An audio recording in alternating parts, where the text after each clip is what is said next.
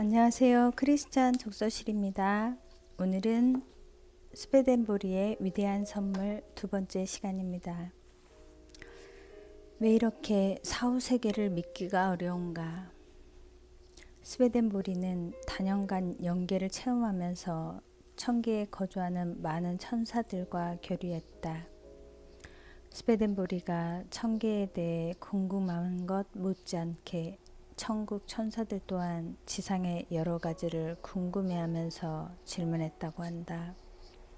그럴 때마다 천계의 천사들이 가장 놀라운 것은 지상인들이 영계 전반에 대해 너무 무지하다는 것이었다.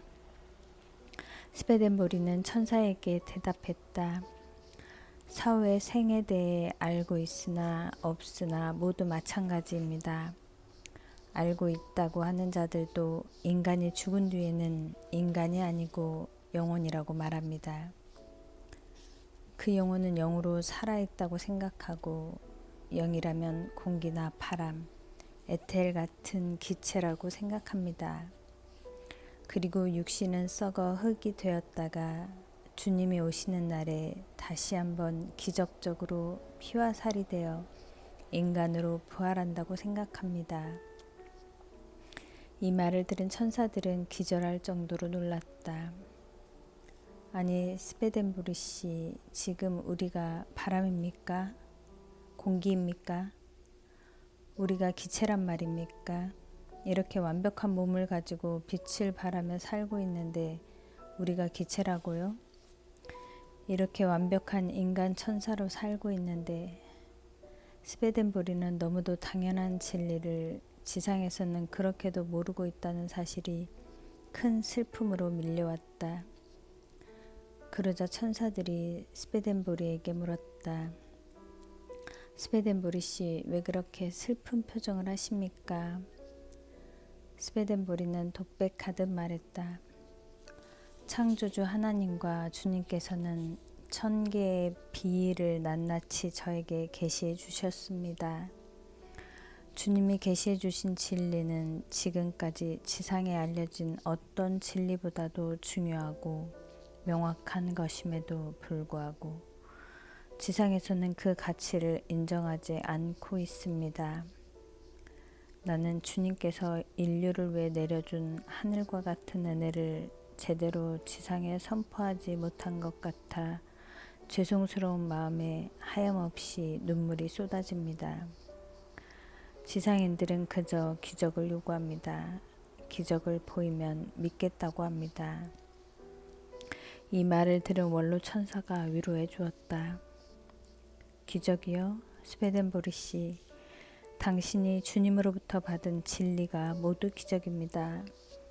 그 진리를 믿지 못하는 사람들은 모세가 에집트에서 홍해를 갈라도 믿지 못하고 예수님이 세상에 있을 때 행한 기적을 보고도 믿지 못할 사람들입니다.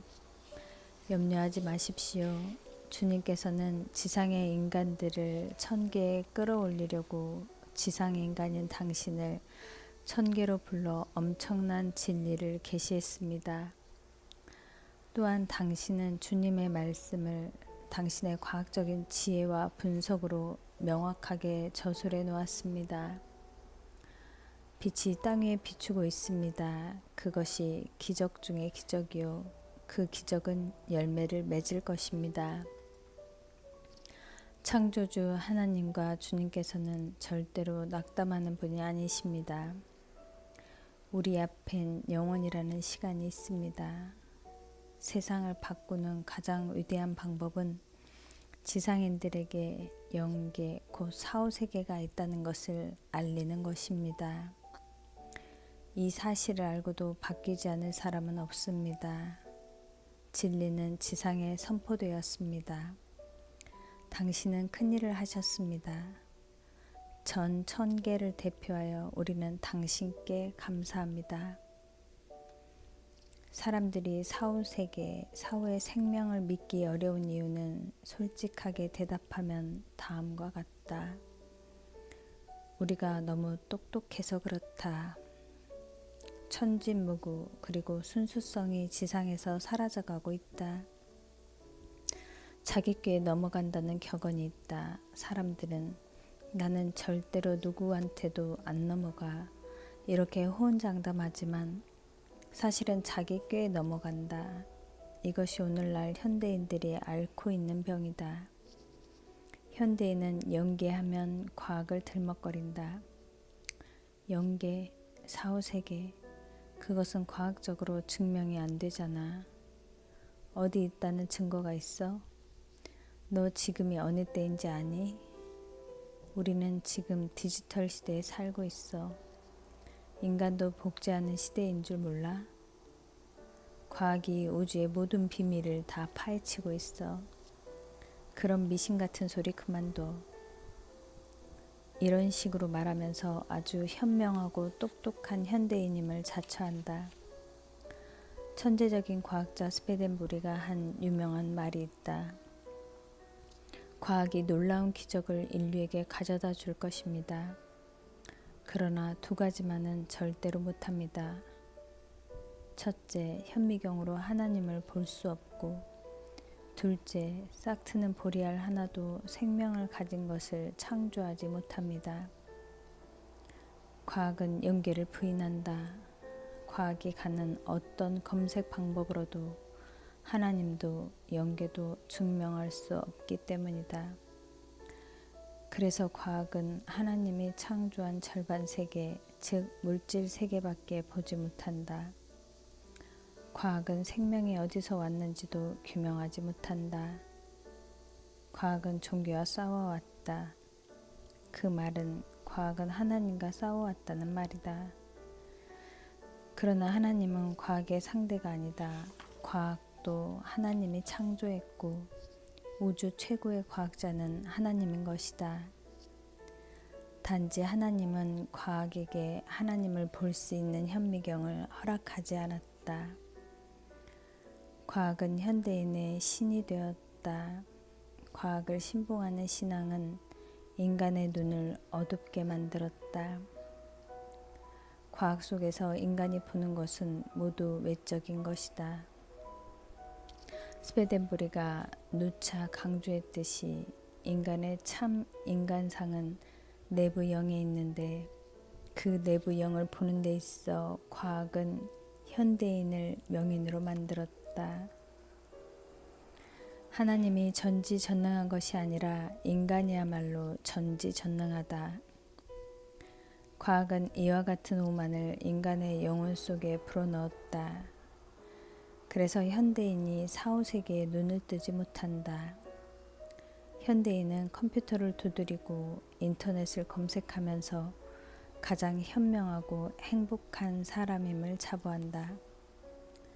그러나 현대인들이 그 전능한 과학의 힘으로 지상에서의 생애를 하루라도 더 연장시킬 수 있는가?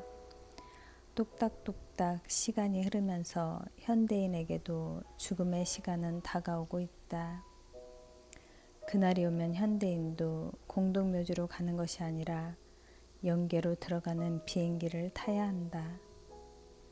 그리고 공항에 도착해서야 자신이 비행기표가 없는 승객임을 깨닫는다. 무임승차하려는 자는 지옥으로밖에 가지 못한다. 그때는 이미 늦었다. 비행기표를 사러 갈 시간이 없는 것이다. 다음 순간 연계에서 눈을 떴을 때 천국으로 갈 수 있는 주옥 같은 지상 생활에서의 기회를 놓쳤음을 깨닫게 되는 것이다.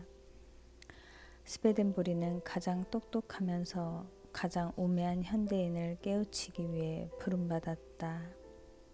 자비의 하나님은 헛똑똑하고 우매한 현대인도 모두 사랑하시며 구원하길 원하신다. 진리를 통하여. 지상에서 살고 있는 인간이라면 누구를 막론하고 장수하고 싶어하는 것이 인지상정이다. 보통 인간은 오래 살면 90세, 100세를 산다. 그러면 대단히 장수한 나이다. 그런데 이런 사람들이 사후에 또다시 영생을 누릴 수 있다고 말하면 도저히 상상이 안 될 것이다. 하지만 스웨덴부리는 분명히 그렇다고 말한다. 그는 사후에 영생의 세계가 있다고 증언했다. 이것이 사실이라면 이보다 더 기쁜 소식이 어디 있을까?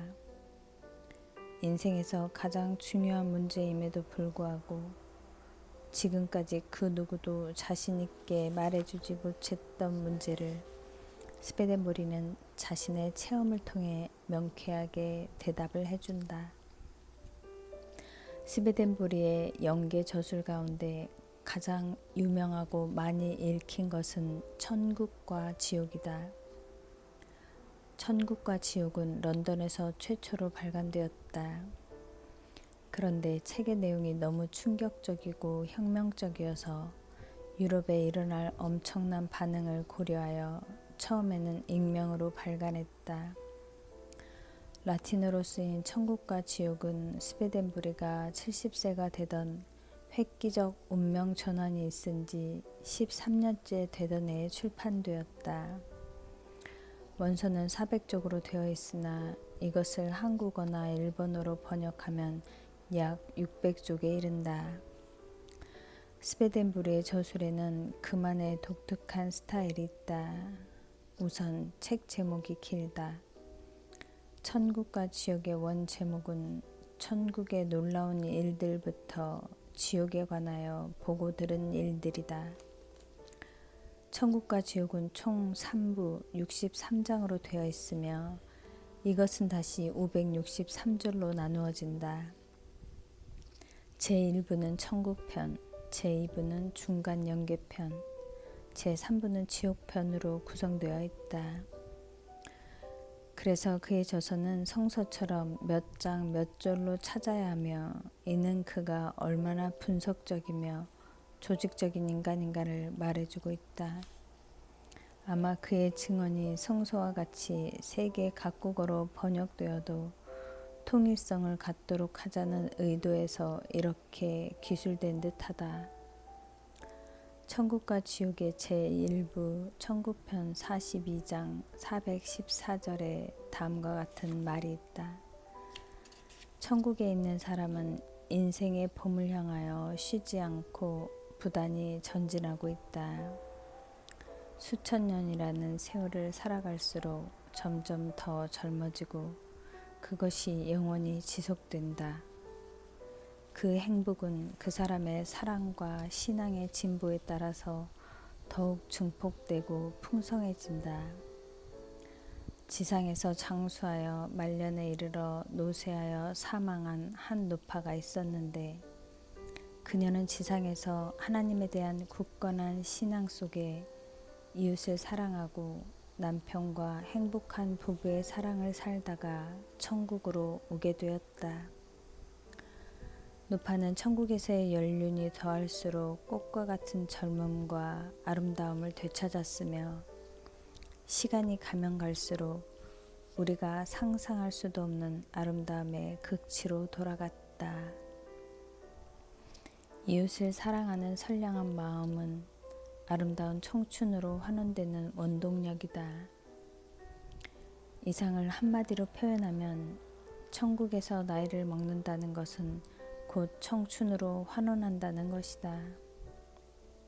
스웨덴부리가 남긴 기록을 보면 사후 세계에서 영생으로의 환원을 너무도 아름답고 실감나게 묘사하고 있다. 이것은 스웨덴부리가 천국을 수없이 오가며 그가 경험한 사실만을 증언했음을 뒷받침한다. 스웨덴부리가 남긴 또 하나의 유명한 저서가 있다. 그것은 결혼애이다. 이 저서는 천국인들의 참다운 부부 사랑에 대한 저술이다. 나는 이날 천국을 방문 중이었다. 천사가 내 앞에 나타나 이렇게 말했다. 스웨덴부리는 천국에 사는 모든 천국 영인들을 천사로 호칭하고 있다. 주님께서 당신에게 천국을 견학할 수 있도록 허락했습니다. 여기 높은 곳은 부부의 사랑으로 천상의 기쁨이 충만한 곳입니다. 한 쌍의 천국 부부를 보내드릴 테니 만나보십시오. 조금 있으니 천국에서 백마가 끄는 마차가 나타났다. 그 마차는 내 가까이에 와서 섰고 마차 안에서 한 쌍의 부부가 내렸다. 그들을 쳐다보니 두 사람은 지금 막 결혼식을 올리고 나온 신혼부부 같았다. 남편이 공손히 인사를 하며 다음과 같이 자신들을 소개했다. 우리 부부는 지상 세계의 역사로 말하면 창세기라고 부르는 태고적에 여기 천국의 주민이 되었습니다. 우리는 벌써 수천 년 동안 이곳에서 끝없는 행복을 누리며 살아왔습니다. 수천 년을 살아왔지만 점점 더 젊어지고 아름다워져 보시는 바와 같이 꽃같은 청춘으로 살고 있습니다. 우리는 영원히 이러할 것입니다. 나는 놀라움 속에 이들 부부를 번갈아가며 살펴보았다. 우선 남편을 보니 성숙한 청년기의 미남으로 풍채에서 빛을 발하고 있었다. 두 눈에서는 사랑의 빛이 반짝이고 건강해 보이는 용모와 함께 내부에서 광채가 우러나왔다. 또 아름다운 긴 가운을 입고 금색 띠를 둘렀는데 그 가운 속에는 청색 옥이 비치고 있었고 금색 띠에는 보석이 반짝이고 있었다. 이번에는 아내 쪽을 살펴보았다. 그녀 역시 20대 청춘의 절정에 있었는데 그 용모는 눈이 부실 만큼 아름다웠다. 행복으로 가득한 얼굴은 화장으로 가꾼 미모가 아닌 자연스러움 그 자체였으며 내면에서 우러나오는 아름다운 모습이었다. 머리에는 미모에 걸맞은 다이아몬드로 된 장식이 꽂혀 있었다. 또 루비로 만든 목걸이, 진주로 된 팔찌를 차고 있었으며 진홍색 가운과 가슴 쪽은 모두 루비로 장식된 자색의 블라우스를 입고 있었다. 아내가 방향을 바꾸면 빛이 달라지고 부부가 마주보면 찬란한 광채가 두 사람으로부터 발산되었다. 그의 아내가 물었다. 지금 당신은 무엇을 보고 계십니까? 부부의 사랑이 얼마나 순수하고 아름다운 것인지 당신들의 모습을 보고 알았습니다. 천국의 아름다움은 내부로부터 나오고 부부의 행복은 내적 사랑의 아름다움에서 나오는 것임을 나는 알았습니다. 내 대답에 아내가 말했다. 이곳 천국에서는 사랑이 곧 생명입니다. 그 말은 곧 생명이 사랑이라는 말과도 같습니다. 부부는 일심동체라고 하지요. 사실 우리는 둘이 아니라 하나입니다. 그래서 이곳 천국에서는 두 사람으로 보지 않고 부부는 한 사람으로 봅니다. 따라서 우리 두 사람을 인류의 천사라고 부릅니다. 우리가 아름답게 보이는 것은 우리가 잘해서 얻어진 것이 아니요 주님께서 우리에게 내리신 축복입니다. 이곳에서는 하나님에 대한 사랑과 이웃에 대한 사랑이 모든 것을 결정합니다. 이런 이야기를 할 때 그들 두 사람은 한 입으로 말하는 것 같았다. 그 아름다운 부부는 정말로 홍한 소년 소녀 같았으며 수천 년을 살아온 부부라고는 도저히 믿기지 않는 아름다움의 극치를 느끼게 했다. 잠시 후 그들 부부는 위에서 돌아오라 하니 그만 돌아가겠습니다 하고는 마차에 올라 꽃밭 사이를 달려서 성으로 들어갔다. 성문에 다다르자 청순한 아름다운 천사들이 나와서 두 사람을 마중하여 들어갔다. 마치 동화 속에 나오는 이야기 한 토막 같다. 스웨덴보리의 말에 의하면 동화 같은 나라가 실제로 존재하는 곳이 바로 천국이다. 스웨덴보리는 우주에는 그 근본되는 제1원인이 있다는 것을 인정한 과학자였다. 그가 운명의 대전환으로 영능자가 되어 천상을 출입하게 되면서 그 제1원인이 다름 아닌 창조주인 것을 알았다. 스웨덴부리는 창조주가 무한한 지, 정, 의를 가진 인격자인 것을 알았고 천지창조가 우연이 아니라 분명한 목적이 있다는 것도 알았다. 그렇다면 그 목적이 무엇일까? 그것은 창조주의 사랑의 구현이었다. 창조주의 본질은 사랑이다. 모든 천지 만물은 창조주의 사랑의 대상으로 지어졌으며 그것을 지으신 뜻은 인간에게 그 모든 것을 주고 싶어서였다. 즉 천지창조는 인간을 위함이요 그 인간을 창조주의 사랑의 대상으로 지으시고 인간에게 모든 사랑을 쏟아 기쁨을 누리고자 하신 것이다. 창조주의 천지창조가 모두 인간을 위해서였다는 사실은 무척 놀랍다. 그래서 성서에도 인간을 하나님의 형상대로 지으셨다고 되어 있다. 우리는 하나님을 닮아 태어났다. 하나님은 우리 인간같이 생기신 분이다. 따라서 하나님은 보이지 않는 인간이요 인간은 볼 수 있는 하나님이다. 창조주는 인간을 위해 두 개의 세계를 지으셨다. 하나는 지금 우리가 살고 있는 이 지상 세계요.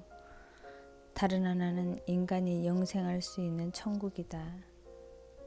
창조주는 인간을 땅 위에 육신을 가지고 태어나게 했다.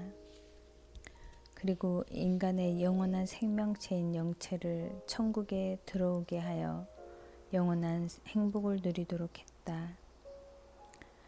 그래서 인간은 두 몸을 갖고 있다. 육체와 영체이다. 땅 위에서는 육체 안에 영체가 같이 거하고 때가 되면 영체는 육체를 벗고 천국으로 비상하는 것이다. 나비를 보자. 나비는 인간 생애의 상징이다. 나비는 곤충으로 한 생애를 살다가 때가 되면 곤충의 옷을 벗고 나비가 되어 하늘을 날아다니며 이꽃 저꽃을 찾아 꿀을 빨고 꽃이 열매를 맺게 한다. 이처럼 인간도 땅 위에서의 삶이 전부가 아니다. 곤충의 옷을 입고 있는 지상 생애 다음에는 나비가 되는 영생이 기다리고 있다. 스웨덴부리가 천계로부터 받은 첫 번째 사명은 인간들에게 천국과 영생이 있다는 것을 알리는 것이었다. 인간은 참 생명은 영체 쪽에 있고 육체는 생명이 없다.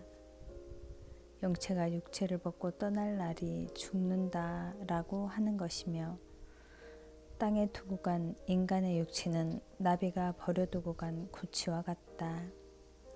가장 중요한 것은 육체는 지상에서 나이를 먹고 늙어가지만 영체는 나이를 먹지 않는다는 것이다. 영체가 성장한다는 것은 나이를 먹는다는 뜻이 아니라 완성을 향하여 끊임없이 발전한다는 뜻이다.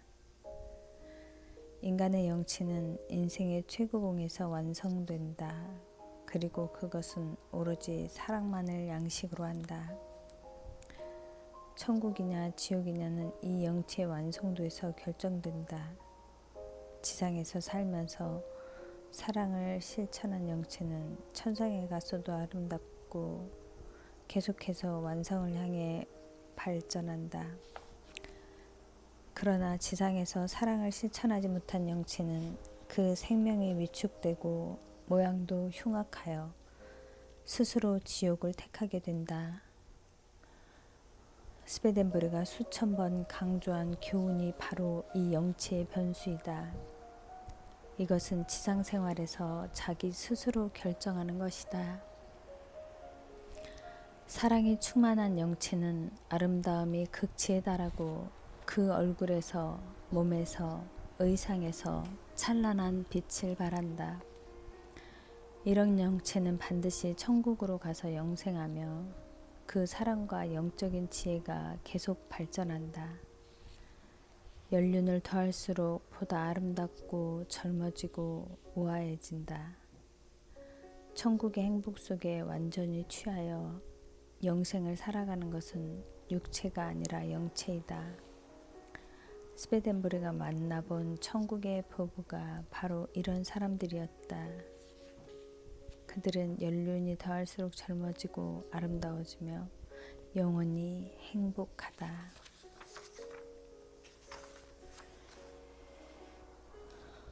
죽음이 있을 뿐 사라지는 것은 아니다. 죽음은 예나 지금이나 인간에게 있어 가장 큰 공포의 대상이다. 모든 공포는 무지에서 온다. 죽음 다음에 무엇이 있는지 모르는 데서 공포가 찾아온다. 어린아이가 밤중에 자기 집에 들어가려 할 때 불이 켜져 있지 않으면 엄마 무서워 하고 소리친다. 그런데 낮에는 아무렇지도 않다. 밤에는 어두워 앞이 보이지 않기 때문에 두려워하는 것이다. 죽음도 마찬가지다. 죽음 다음에 무엇이 기다리고 있는지 모르기 때문에 두려운 것이다. 그런데 죽음 다음에 무엇이 있으며 자신이 어떻게 되는가를 정확하게 알면 어떨까? 그래도 죽음이 공포의 대상일까? 아니다. 그걸 아는 사람은 평화로운 마음으로 죽음을 맞이할 수 있다. 헬렌 켈러는 죽음에 대해 이렇게 증언했다. 죽음의 힘, 거기에 동반되는 이별의 슬픔에 대해 스웨덴부르의 메시지는 우리 마음에서 단숨에 죽음의 공포를 떨쳐버리게 한다. 나는 지금 용감한 발자취로 무덤을 향하여 전진할 수 있다. 죽음 다음에 무엇이 있는지 잘 알기 때문이다. 나는 죽음이 두렵지 않다. 죽음이란 곧 새로운 탄생이라는 것을 알기 때문이다. 헬렌 켈러는 죽음은 곧 새로운 탄생이라 했다. 어머니의 모태에서 이 세상에 태어나듯이 지구라는 모태에서 영원한 세계로 다시 태어나는 것이다. 스웨덴부르는 영계 탐험을 통해 지금까지 세상에 태어나 지상에서 생을 다하고 죽은 자 가운데 영원히 소멸된 사람은 역사 이래 단 한 사람도 없다는 놀라운 사실을 체험했다. 인간은 죽어서 무덤에 가면 그만인 줄 알았는데 그 누구도 이 우주에서 소멸된 사람은 없더라는 것이다. 지상에 두고 가는 것은 육체뿐이다. 스웨덴부르는 스웨덴 왕실 귀족의 대열에 있었기 때문에 왕실과 가까웠고 스웨덴의 여러 왕과 여왕을 모시웠다. 한 번은 영계에 가보니 죽은 지 15일밖에 안 된 스웨덴 왕 칼 12세가 거기에 와 있었다. 왕은 스웨덴부르를 보더니 너무 놀라며 반갑게 달려왔다. 그리고는 한탄하는 것이었다. 여보게 친구, 글쎄 이럴 수가 있어. 내가 죽었다고 장사를 지냈대요. 글쎄 내 귀로도 장례식의 종소리를 들었으니까. 아니 어찌 이럴 수가 있는가 말이야. 지금 여기 이렇게 멀쩡하게 살아있는데 내가 죽었다니 그런 미친 소리가 어디 있어. 나는 지금 자네와 이마를 마주대고 이렇게 대화를 나누고 있질 않나 말일세. 스웨덴부르는 아직 자신의 죽음을 인정하지 못하고 있는 왕에게 설명했다. 왕이시여, 당신은 지금 지상이 아니라 영계에 와 계십니다. 당신의 몸은 지금 육신이 아니라 영체로 있는 것입니다. 지상에서는 당신의 육신을 가지고 장사를 지낸 것입니다. 그러나 왕이시여, 당신은 분명 살아계십니다. 세상을 떠나 천상의 세계에 살고 계신 것입니다. 지금 당신의 몸은 육신이 아니라 영적 실체입니다. 설명을 듣고도 왕은 미친 사람처럼 고개를 절레절레 소리를 지르며 부인했다. 무슨 소리야. 나는 살아있어. 예나 지금이나 달라진 것이 아무것도 없어. 나는 살아있다고. 스웨덴부르는 또 영계에서 유럽의 오랜 과학자 친구를 만났다. 두 사람은 모두 반가워했다. 친구가 스웨덴부르에게 물었다. 스웨덴불이 자네도 죽어서 여기 온 것인가? 나도 지금은 영인일세. 그러나 나는 내 육신을 땅 위에 살려두고 왔다네. 나는 곧 인간으로 돌아갈 것일세. 친구, 나는 분명히 죽었어. 그런데 나는 죽으면 내 몸은 땅에 묻히고 영혼이 소멸되는 줄로만 알았어. 내 가족도 그렇게 알았어. 그런데 나는 살아있지 않은가? 이렇게 완전한 인간으로 말일세. 여보게 부탁이 있네. 자네가 지상으로 돌아가거든 내 가족들에게 내가 죽지 않고 잘 살고 있으니 걱정하지 말라고 말 좀 전해주게나. 지상에서 육신을 벗고 영계로 온 영인들 대부분은 자신이 죽어서 딴 세계에 와 있다는 것을 실감하지 못한다. 지상에 있는 모든 종교와 교회들이 그처럼 일생 동안 영생을 가르쳤지만 영적인 몸이 그렇게까지 육체와 똑같고 모든 감각을 그대로 가지고 있으리라고는 생각지 못한다. 대개는 죽은 뒤에 남는 영혼은 유령이나 요정같이 실체가 없이 떠다니는 바람 같을 것이라고 생각한다. 그러나 이것은 아주 큰 오해이다. 사람들은 영계에 가면 지상에서와 너무나 똑같이 자신이 살아있음을 느끼기 때문에 영계에 와 있다고 실감하지 못하는 것이다. 거기다 중간 영계 환경이 지상의 자연계와 너무 흡사하기 때문이기도 하다. 스웨덴부리는 인간의 영체는 육체와 똑같다고 했다. 그렇다. 완전히 똑같다. 다만 육체보다 훨씬 더 완벽할 따름이다. 육체가 가지고 있는 오관, 즉 보고 듣고 냄새 맡고 맛보고 만지는 것 모두가 똑같다. 사고하는 것, 생각하는 것, 희로애락의 감정 표현도 지상에서 육체를 갖고 살 때와 똑같이 한다. 다만 영체의 감각은 육신의 감각보다 상상을 초월할 정도로 더 예민하고 완벽할 뿐이다. 물질로 된 육체는 자연 법칙에 의해 늙고 훼손되고 병드는 불완전한 것인데 영체는 늙지 않으며 마모되지 않으며 병들지 않으며 어떤 신체 장애도 없다. 이것은 영적인 몸으로 영원한 세계의 법칙에 의해 살기 때문이다. 지상에서도 영체는 인간이 주체였다. 모든 사고와 이성, 지식, 판단, 희로애락의 감정은 모두 영체 속에 있다. 그 영계가 일단 지상에서 육체와 분리되어 영계로 떠나게 되면 지상에 둔 육체에는 아무 생명이 없다. 생명 모두 영체 쪽에 있기 때문이다.